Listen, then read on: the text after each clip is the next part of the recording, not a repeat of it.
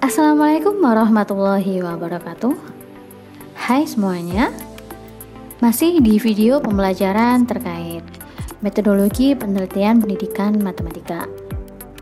Pada video kali ini saya akan mencoba berbagi terkait bagaimana penulisan penelitian tindakan kelas atau Classroom Action Research. Sebelum kita membahas lebih jauh terkait Classroom Action Research, kita perlu ketahui terlebih dahulu bahwa penelitian tindakan kelas atau PTK merupakan suatu penelitian dalam rangka upaya untuk mengatasi permasalahan siswa dalam proses pembelajaran. Penelitian PTK ini biasanya diawali dengan upaya untuk mengungkapkan penyebab dari permasalahan pembelajaran yang sedang dihadapi, seperti misalnya kurangnya hasil belajar, kurangnya aktivitas siswa, kesulitan siswa dalam melajari konsep-konsep tertentu, kesalahan-kesalahan konsep yang dialami oleh siswa, atau bahkan keterampilan matematika yang perlu dimiliki oleh siswa seperti kemampuan berpikir kreatif, kemampuan pembacaan masalah, dan lain sebagainya yang masih mengalami kekurangan atau kelemahan. Nah, pengungkapan masalah ini kemudian dilanjutkan dengan upaya pembacaan masalah berupa tindakan yang akan dilakukan oleh guru dalam mengatasi permasalahan. Kemudian dalam rangka apa lagi? Dalam rangka untuk meningkatkan kinerja guru, serta meningkatkan kualitas proses dan hasil belajar siswa. Nah, tindakan ini bisa jadi berupa metode, berupa model pembelajaran, penggunaan media pembelajaran, manajemen kelas, penggunaan evaluasi, dan lain sebagainya. Nah, skripsi yang ditulis berdasarkan PTK atau Action Research menjelaskan bagaimana upaya mengatasi permasalahan yang terjadi di suatu kelas. Akan lebih lanjut, kita bahas pada slide-slide berikut ini. Oke, stay tune ya. Baik, kita akan bahas yang bagian pertama, yaitu bab 1 pendahuluan. Seperti kita tahu, setiap penelitian diawali dengan yang namanya introduction atau pendahuluan. Sama halnya dengan penelitian tindakan kelas atau action research. Diawali dengan biasanya latar belakang masalah. Kemudian yang kedua adalah rumusan masalah atau tujuan penelitian. Yang ketiga, manfaat penelitian. Yang keempat, ruang lingkup dan batasan penelitian. Dan yang terakhir adalah definisi istilah atau definisi operasional. Mari kita bahas satu persatu.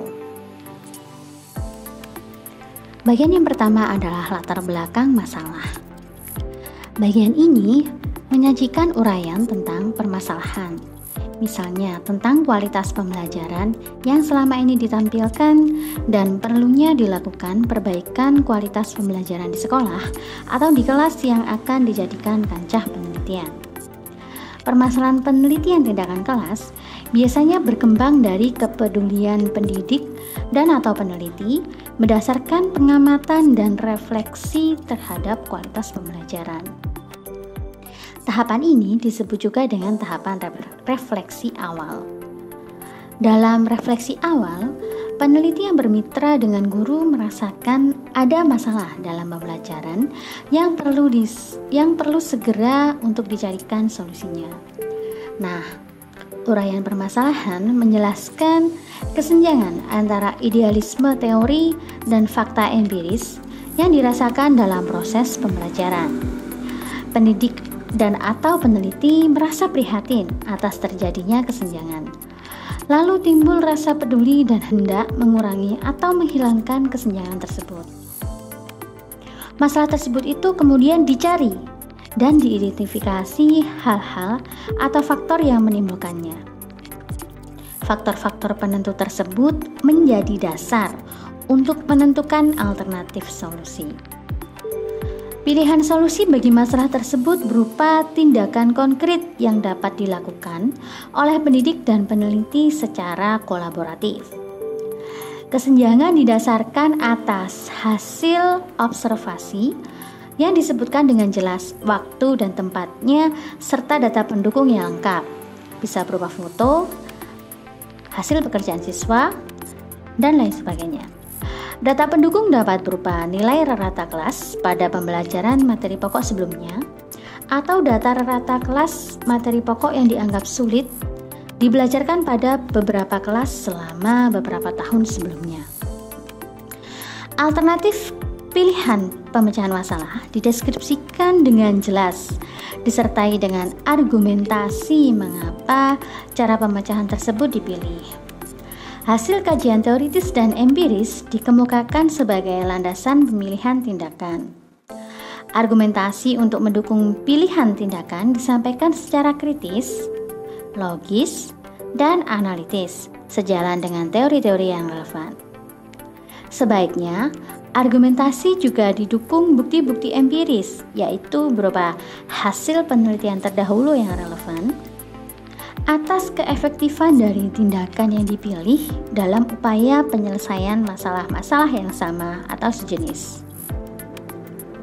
Hasil kajian pustaka digunakan sebagai dasar penyusunan kerangka berpikir yang menunjukkan keterkaitan antara masalah, teori, hasil penelitian terdahulu yang relevan, dan juga pilihan tindakan.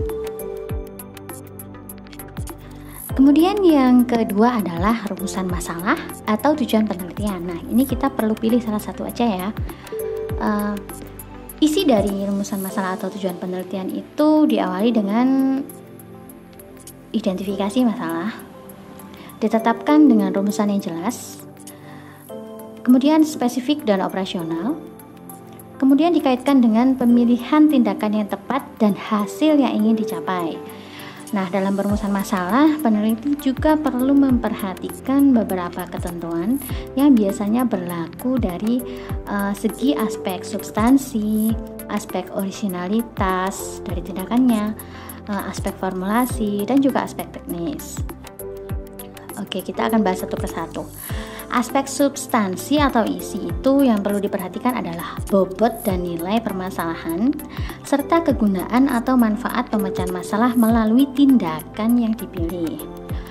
Perlu juga dipertimbangkan nilai aplikatifnya untuk memecahkan masalah serupa yang dihadapi oleh guru, kegunaan metodologi dan kegunaan teori dalam memperkaya atau mengoreksi teori pembelajaran yang selama ini dianut. Kemudian aspek yang kedua yaitu aspek orisinalitas tindakan. Aspek orisinalitas tindakan itu perlu difikirkan apakah pemecahan masalah dengan model tindakan itu merupakan suatu hal yang baru yang belum pernah dilakukan oleh guru sebelumnya. Nah, ini penting. Jangan-jangan sebenarnya kita hanya mereplikasi PTK-PTK yang lain dilakukan di kelas yang berbeda. Nah, itu bahaya itu nanti. Harusnya ya kita harus tetap mempertimbangkan aspek orisinalitas dari tindakan kita.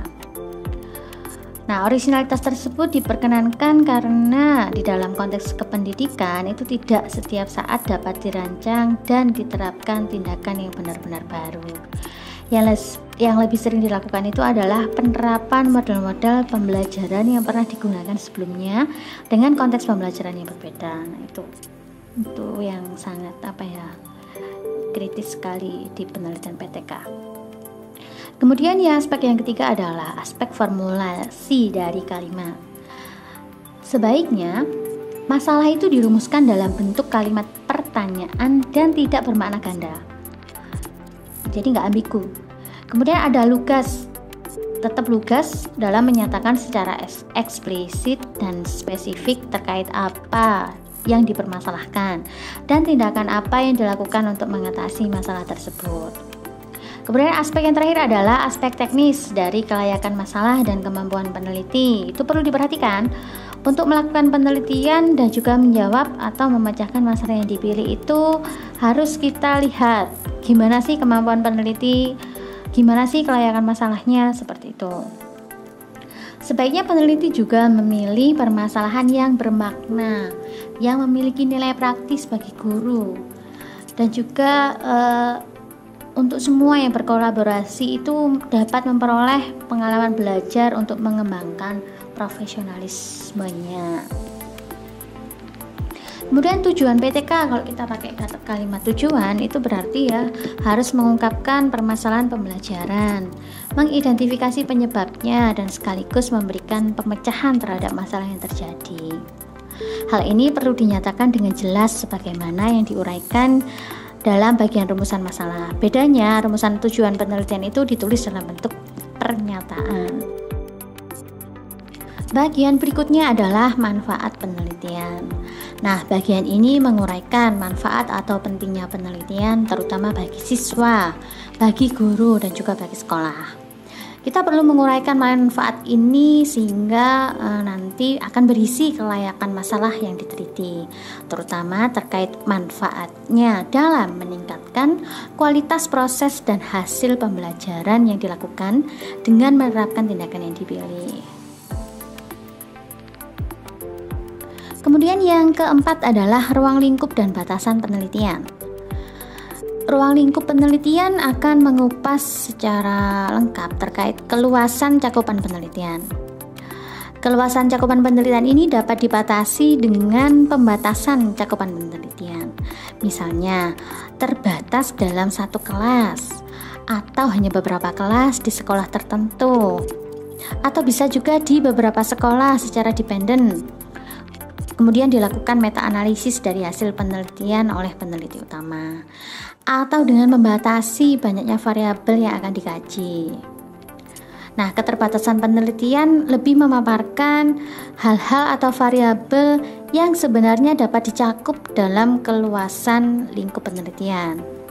Tetapi karena kesulitan metodologis atau prosedural tertentu. Nah, jadi keterbatasan penelitian itu lebih kepada ketika metodologi itu sulit untuk dilakukan, bukan karena keterbatasan waktu, bukan karena keterbatasan logistik, bukan karena keterbatasan kedekatan, seperti itu nggak boleh. Jadi ya memang di dalam konteks PTK itu yang dituliskan di dalam keterbatasan itu ya memang yang tidak bisa dilakukan berdasarkan aspek metodologis. Kemudian dalam konteks PTK misalnya dampak variabilitas waktu, tindakan, dan kesungguhan belajar siswa saat penelitian dilakukan adalah hal-hal yang berada di luar jangkauan peneliti untuk mengontrolnya. Nah, ini salah satu contoh dari keterbatasan penelitian. Kemudian yang kelima, yang terakhir adalah definisi istilah atau definisi operasional. Seperti pada penelitian-penelitian yang lain, definisi operasional ini mendeskripsikan makna variabel-variabel utama yang tercakup di dalam penelitian. Makna yang diberikan ini seharusnya tidak menyimpang dari makna umum atau makna yang dikenal luas secara akademis. Meskipun demikian, di dalam konteks tertentu, peneliti dapat melakukan modifikasi seperlunya terhadap variabel-variabel tertentu untuk disesuaikan dengan konteks penelitian yang dilakukan. Definisi operasional juga merupakan definisi yang didasarkan atas sifat-sifat atau sifat-sifat dari hal-hal yang dapat diamati atau dapat diukur. Nanti secara tidak langsung, definisi operasional juga akan menunjuk instrumen atau alat pengambil data yang cocok digunakan atau mengacu terkait bagaimana mengukur variabel itu. Nah, definisi operasional dari variabel bebas juga memuat uraian mengenai ciri pokok tindakan yang diberikan, serta ada penjelasan bagaimana mengukur keterlaksanaan tindakan itu. Nah, definisi operasional variabel terikat nanti akan memuat uraian mengenai masing-masing hal yang hendak ditingkatkan dan cara mengukurnya. Nah, biasanya kalau variabel bebas kan ya tindakan yang akan kita lakukan, variabel operasionalnya yang akan kita tingkatkan. Nah, gambarannya seperti itu. Nah, bagian ini menutup bab 1 yaitu bab pendahuluan. Kita akan lanjutkan ke bab 2 yaitu kajian pustaka. Yuk. Bab 2 yaitu kajian pustaka. Kajian pustaka ini berisi kerangka acuan komprehensif mengenai konsep, prinsip, atau teori yang digunakan sebagai landasan dalam memecahkan masalah yang dihadapi atau dalam mengemukakan upaya untuk dilaksanakan atau menjadi tindakan di dalam penelitian. Kerangka acuan ini disusun berdasarkan kajian berbagai aspek teoritis dan empiris yang terkait dengan masalah dan juga upaya yang akan ditempuh melalui tindakan untuk memecahkannya. Uraian bab ini juga menjadi landasan teoritis mengapa masalah itu perlu dipecahkan dan mengapa suatu tindakan tersebut dipilih untuk menyelesaikan masalah. Di samping itu, bagian ini juga dimaksudkan memberi gambaran terkait upaya, tindakan, atau upaya-upaya lain yang sudah pernah ditempuh oleh ahli lain untuk mendekati permasalahan yang sama atau relatif sama. Dengan demikian, upaya dari action research yang dilakukan nanti memiliki landasan empiris yang baik. Tentunya kita juga perlu memperhatikan prinsip kemutakhiran, keprimeran, dan relevansi pustaka yang diacu dalam menuliskan bagian kajian pustaka. Pada bab 3 adalah metode penelitian. Metode penelitian ini berisi beberapa sub, yaitu rancangan penelitian, subjek penelitian, tindakan penelitian, lokasi dan waktu penelitian, serta prosedur penelitian tindakan kelas. Dan pada bagian yang terakhir adalah instrumen penelitian dan juga analisis data. Mari kita bahas satu persatu. Oke, kita bahas yang pertama adalah rancangan penelitian. Penjelasan mengenai rancangan atau desain penelitian yang digunakan perlu diberikan untuk setiap jenis penelitian. Begitu juga untuk PTK.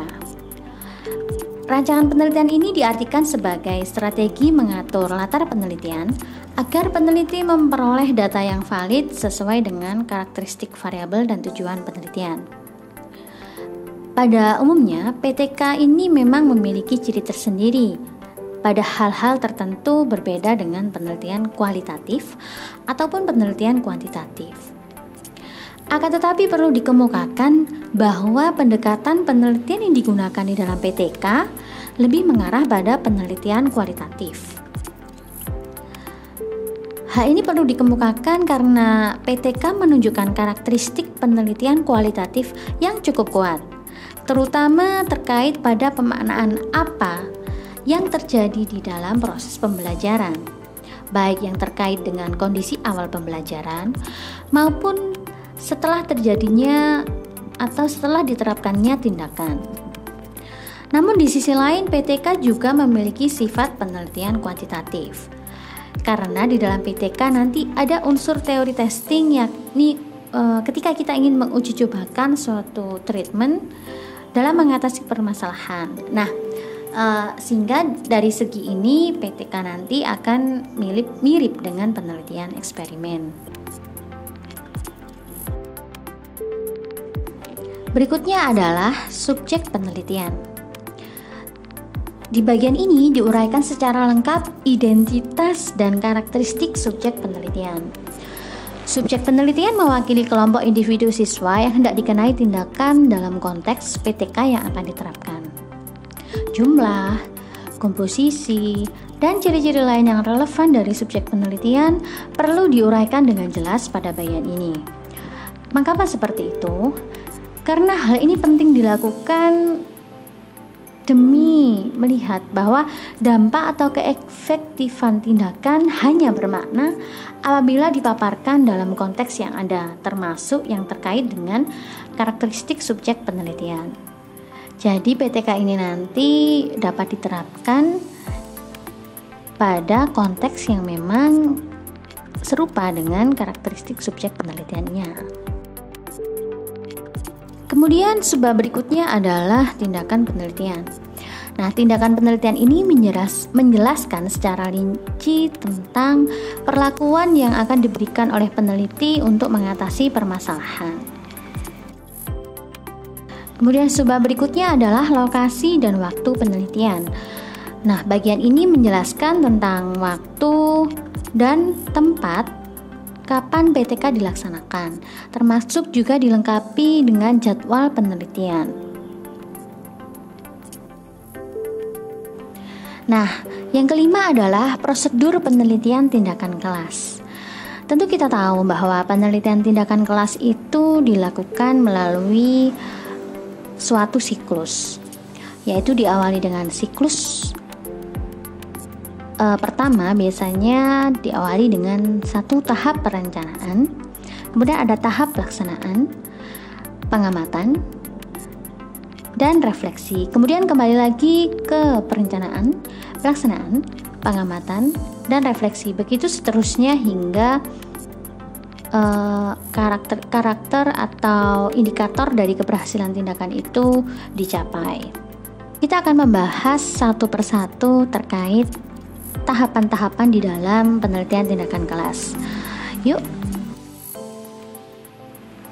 Tahap yang pertama adalah tahap perencanaan.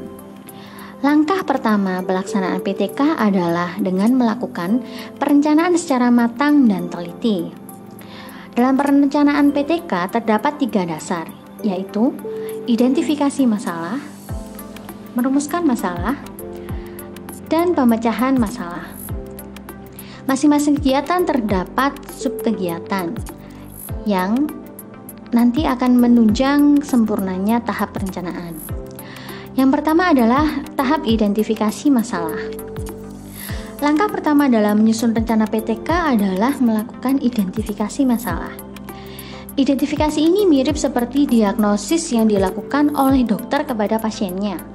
Jika diagnosisnya tepat, maka obat yang diberikan pasti juga mujarab. Sebaiknya, jika diagnosisnya salah, maka resep obatnya pasti juga tidak tepat sasaran. Demikian pula dalam PTK. Identifikasi yang tepat akan mengarahkan pada hasil penelitian sehingga dapat bermanfaat bagi peningkatan kualitas dari pembelajaran atau kemampuan siswa. Kemudian tahap kedua di dalam perencanaan itu adalah merumuskan masalah. Langkah kedua dalam merencanakan PTK adalah dengan menganalisis berbagai kemungkinan penyebab munculnya permasalahan yang diangkat. Jadi setelah menemukan masalah yang real, yang problematik, bermanfaat dan fleksibel, maka masalah tersebut harus ditemukan akar penyebabnya. Kemudian yang ketiga adalah pemecahan masalah. Sebagaimana disebutkan di atas bahwa akar masalah menjadi tumpuan bagi rencana tindakan untuk mengatasi masalah. Rencana tindakan sebagai langkah mengatasi masalah inilah yang disebut dengan ide orisinal peneliti. Tetapi sebelum memutuskan tindakan apa yang akan dikenakan kepada siswa, peneliti harus mengembangkan banyak alternatif sebagai pengayaan tindakan. Kemudian pada tahap 2 yaitu tahap pelaksanaan. Tahap kedua dari PTK ini berisi terkait menerapkan apa yang telah direncanakan pada tahap 1, yaitu bertindak di kelas. Hendaknya perlu diingat bahwa pada tahap ini tindakan harus sesuai dengan rencana, tetapi juga harus terkesan alamiah dan juga tidak direkayasa. Hal ini akan berpengaruh nanti dalam proses refleksi pada tahap 4 nanti, dan agar hasilnya dapat disinkronkan dengan tujuan awal. Kemudian tahap yang ketiga adalah tahap pengamatan. Pada tahap ini, sama halnya dengan pengumpulan data. Dengan kata lain, pengamatan adalah alat untuk memotret seberapa jauh efek tindakan telah mencapai sasaran atau tujuan. Pada langkah ini, peneliti harus menguraikan jenis data apa yang dikumpulkan, bagaimana cara mengumpulkannya, dan juga alat atau instrumen pengumpulan data apa yang paling tepat. Bisa berupa angket, pedoman wawancara, observasi, dan yang lainnya. Seperti lembar tes, pretest, dan lain sebagainya.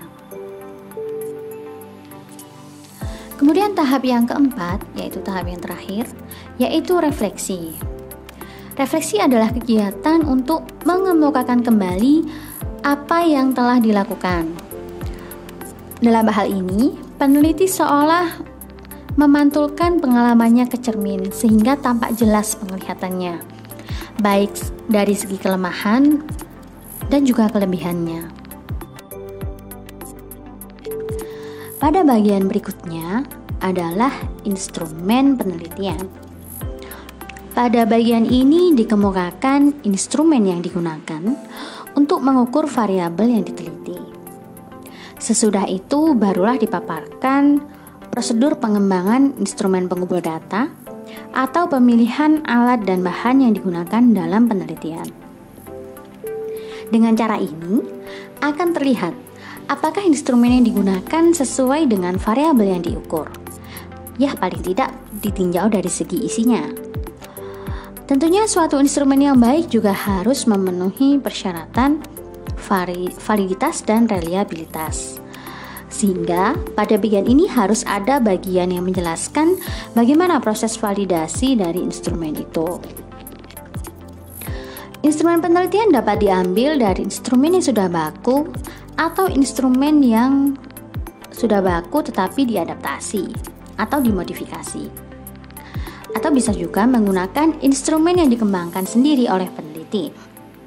Jika instrumen penelitian diambil dari instrumen yang sudah baku, maka jabaran variabelnya tidak perlu dipaparkan lagi.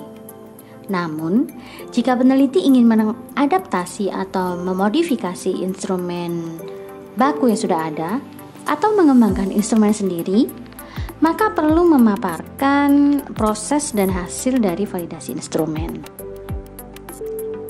Hal lain yang perlu diungkapkan dalam instrumen penelitian adalah cara pemberian skor atau cara memberi kode terhadap masing-masing butir pertanyaan atau pernyataan.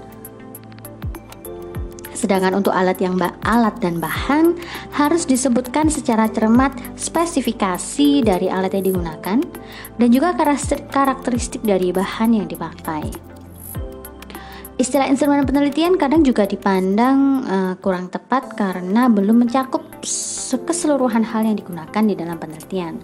Kadang subbab instrumen penelitian diganti dengan alat dan bahan.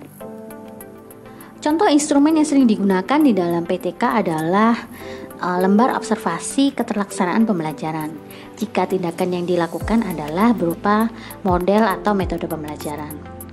Kemudian ada lagi adalah soal tes yang terkait dengan variabel yang akan diteliti dari segi pencapaian siswa.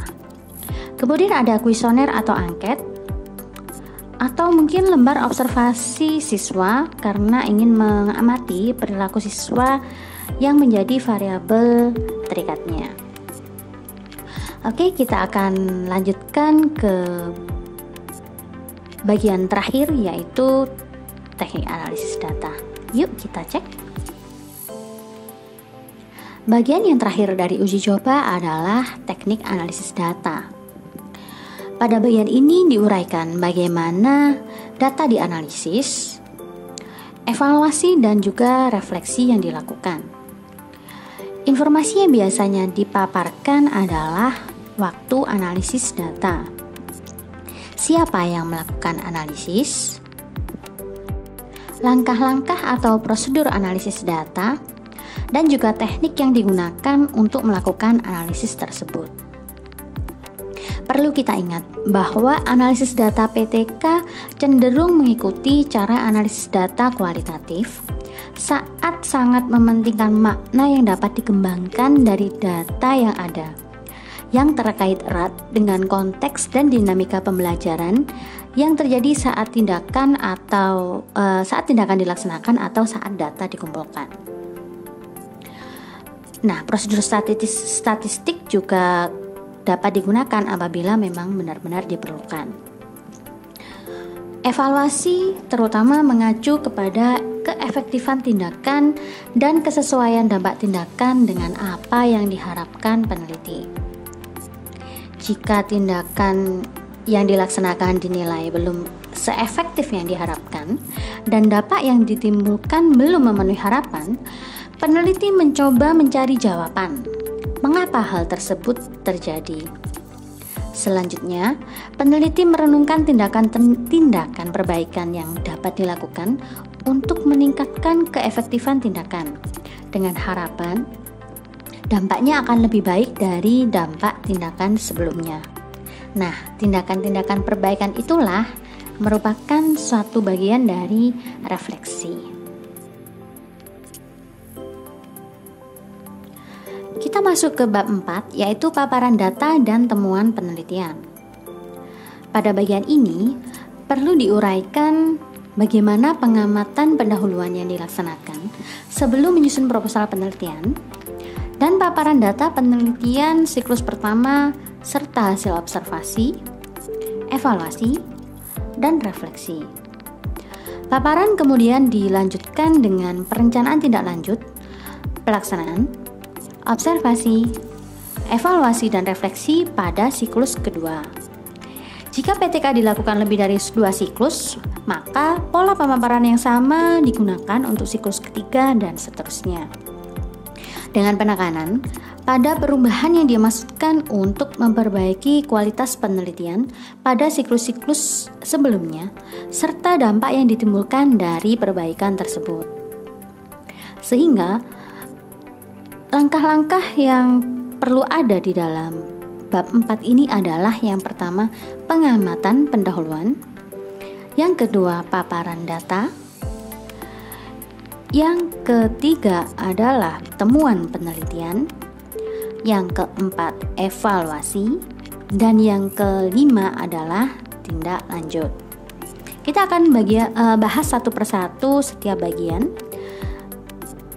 Stay tune ya. Bagian yang pertama adalah pengamatan pendahuluan. Di sini diuraikan kapan dan apa yang dilakukan peneliti dalam rangka mengidentifikasi masalah penelitian, mendiskusikannya dengan guru, dan merencanakan pemecahan masalah penelitian yang disepakati bersama oleh guru. Nah, dengan kata lain, bagian ini dimunculkan bahkan sebelum kalian melakukan proses penulisan proposal.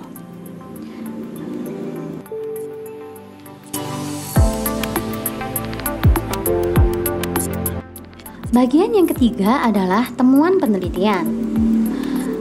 Berdasarkan data yang dipaparkan, dilakukan penyimpulan yang merupakan pengambilan intisari dari sajian data yang telah terorganisasikan dalam bentuk pernyataan atau kalimat singkat, padat, dan bermakna yang merupakan temuan penelitian.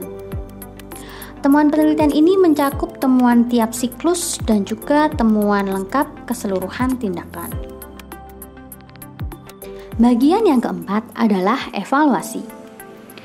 Evaluasi dilaksanakan terhadap proses dan hasil tindakan yang dicapai menggunakan temuan penelitian.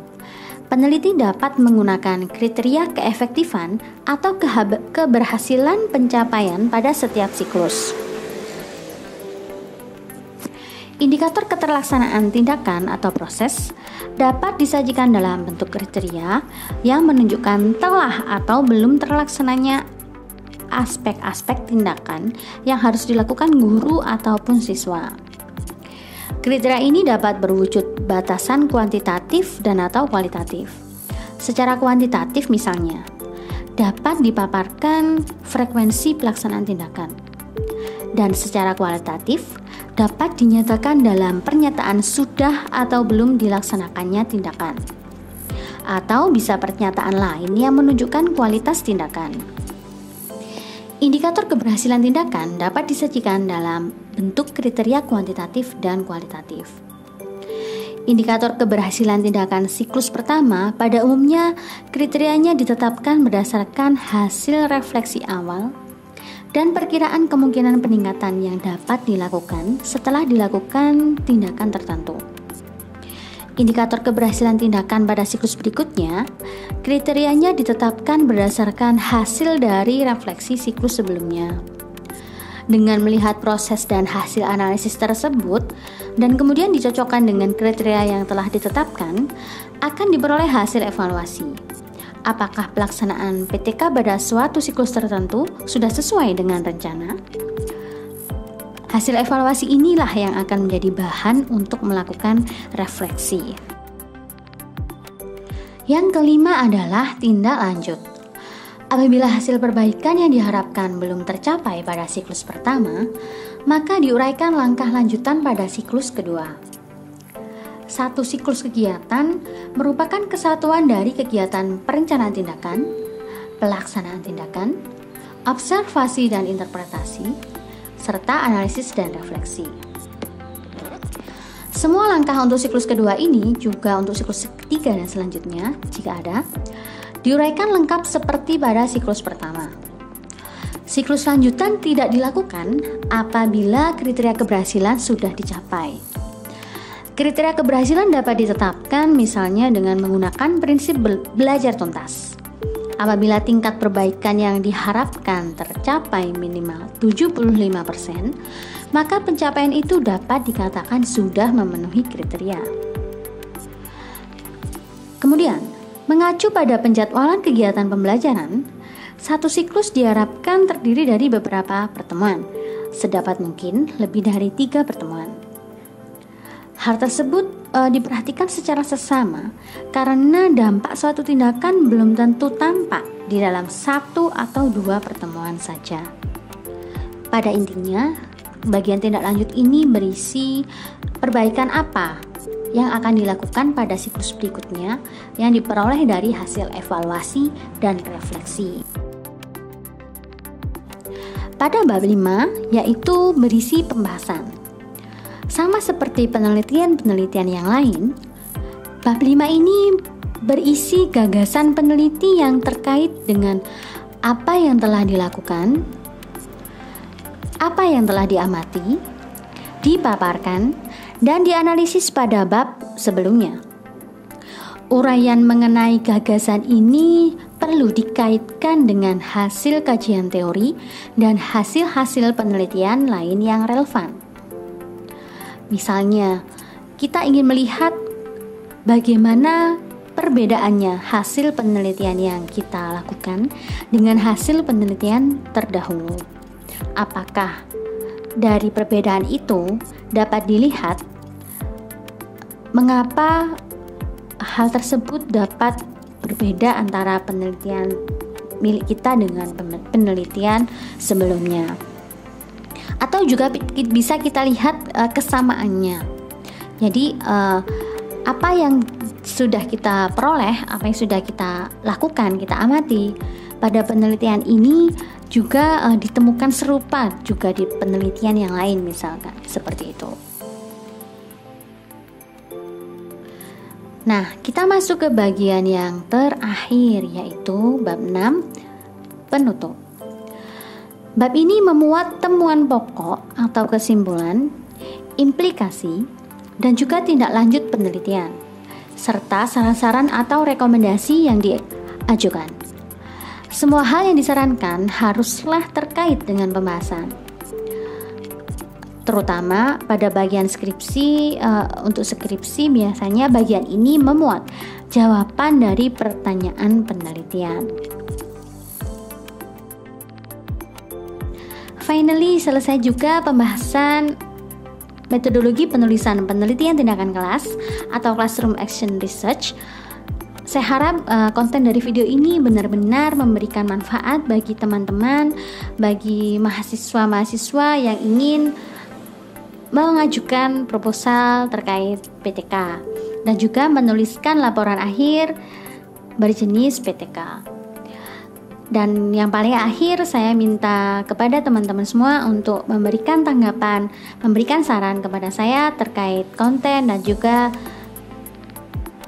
komponen-komponen yang ada di dalam video ini.